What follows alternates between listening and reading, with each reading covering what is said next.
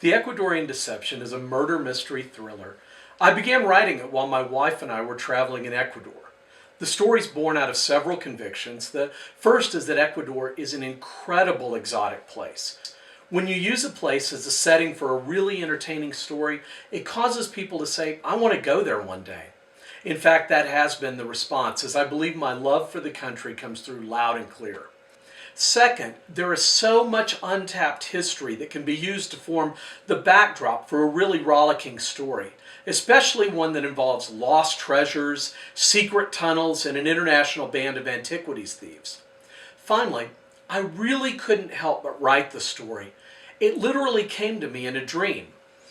I read that Bob Dylan once said that he'd never written a song in his life, that they were just out there on the ethereal highway hitching a ride into town, and that he was lucky enough to stop and pick a few of them up. Well, that's largely how I feel about the writing of the Ecuadorian Deception. The plot involves George DeHout. He's an American website designer who's contacted out of the blue by an Ecuadorian businessman.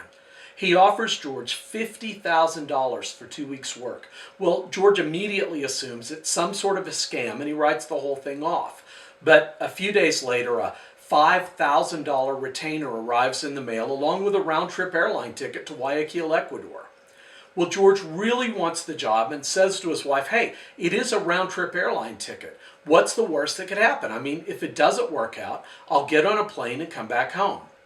When George arrives in Guayaquil, he finds that the prospective employer is dead. He also finds that he's the chief suspect. Now George is on the run in a country where he doesn't speak the language, doesn't know whom he can trust, and doesn't fully understand that he's become a pawn in an international plot to steal a priceless treasure hidden beneath the colonial city of Cuenca. I'm really proud of this book, and I believe that people will be thoroughly entertained. In fact, one person who was reading it said he started it on a flight from the United States to Rome.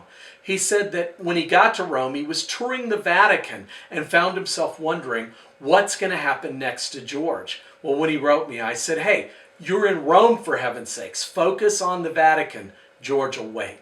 But I think that's a testimonial as to the entertainment value of the Ecuadorian Deception.